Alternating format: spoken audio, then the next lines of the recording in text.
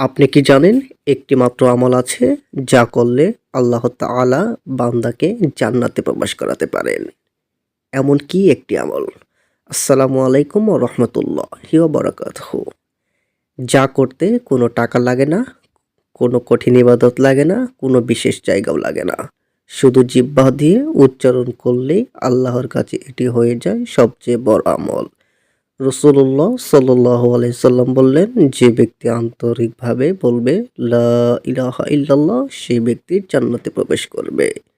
আজকের এই ভিডিওতে আমরা জানব জান্নাতে যাওয়ার সেই সহজ আমল, সেই আমলের হাদিস, কেন এই আমল এত বড়, কিভাবে করলে নিশ্চিত সওয়াব পাওয়া যায়।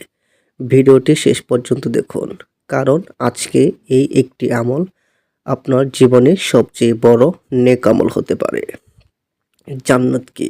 জান্নাত হলো আল্লাহর পক্ষ থেকে মুমিনদের জন্য চিরস্থায়ী সুখের স্থান, যেখানে নেই কোনো কষ্ট, নেই কোনো দুঃখ, নেই কোনো রোগ, নেই কোনো ভয়।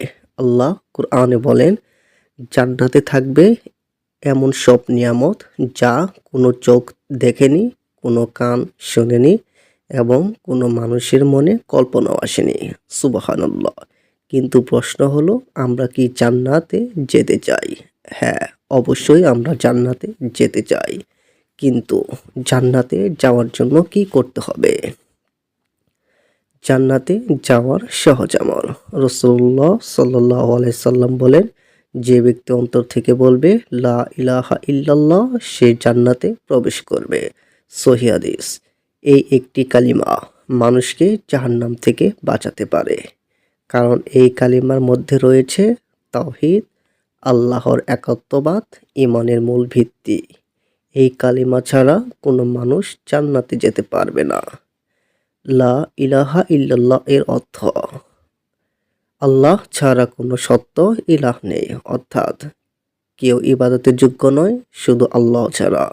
না কোনো মূর্তি, না কোনো মানুষ, না কোনো ফেরেশতা, শুধুই আল্লাহ।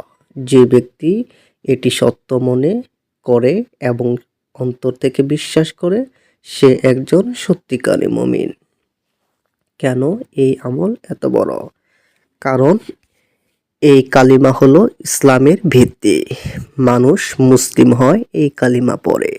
মানুষের ঈমান শুরু হয় এই কালিমা দিয়ে।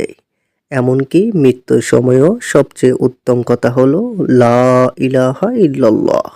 রাসূলুল্লাহ সাল্লাল্লাহু আলাইহি সাল্লাম বলেছেন, যার শেষ কথা হবে লা ইলাহা ইল্লাল্লাহ, সে জান্নাতে প্রবেশ করবে। আবু দাউদ। কখন এই আমল পড়বেন? এই আমল করার জন্য কোনো নির্দিষ্ট সময় নেই। আপনি যে কোনো সময় পড়তে পারবেন। ঘুম থেকে ওঠার পর, হাঁটতে হাঁটতে, কাজ করতে করতে, নামাজের পরে, ঘুমানোর আগে। যত বেশি পড়বেন তত বেশি সওয়াব। একজন সাহাবী ছিল, যিনি সবসময় লা ইলাহা ইল্লাল্লাহ পড়তেন। একদিন কেউ তাকে জিজ্ঞেস করল, আপনি এত বেশি কেন এই কালেমা পড়েন? তিনি বললেন, কারণ এই কালিমা মানুষকে জান্নাতে নিয়ে যায়। কিয়ামতের দিন এই কালিমার মূল্য কী রকম হবে? কিয়ামতের দিন মানুষের আমলের ওজন করা হবে। অনেক মানুষের আমল কম থাকবে, কিন্তু একটি হাদিসে এসেছে, এক ব্যক্তি ৯৯টি আমল থাকবে গুনাহে ভরা। তারপর আল্লাহ একটি কার্ড বের করবেন, যেখানে লেখা থাকবে লা ইলাহা ইল্লাল্লাহ। তারপর সেই কার্ড সব গুনার চেয়ে ভারী হয়ে যাবে। সুবহানাল্লাহ।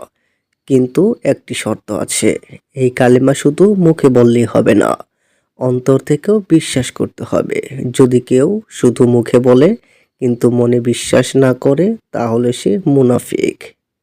আমাদের কিছু কিছু ভুল, আমরা অনেক সময় বড় বড় ইবাদতের কথা ভাবি, কিন্তু ছোট্ট আমলকে গুরুত্বই দেই না।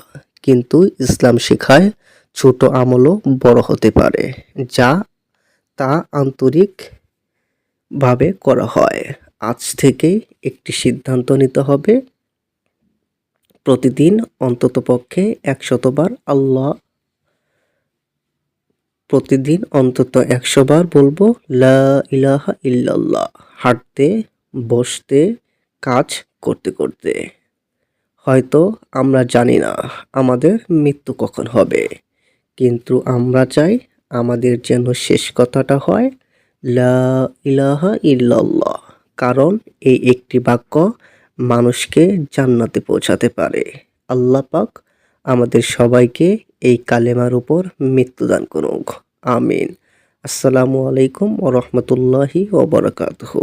যদি আপনি ভিডিওটি দেখেন অবশ্যই ভিডিওটি শেয়ার করে দিবেন। কারণ আপনার একটি শেয়ারের মাধ্যমে যদি কেউ কাজ করে থাকে বা এই আমলটি করে তাহলে সে অবশ্যই জান্নাতে যাওয়ার একটি সহজ পথ পেয়ে যাবে। তো আজকে এই পর্যন্তই। ভিডিওটি ভালো লাগলে লাইক করুন, শেয়ার করুন এবং সাবস্ক্রাইব করে আমাদের চ্যানেলের সঙ্গেই থাকুন।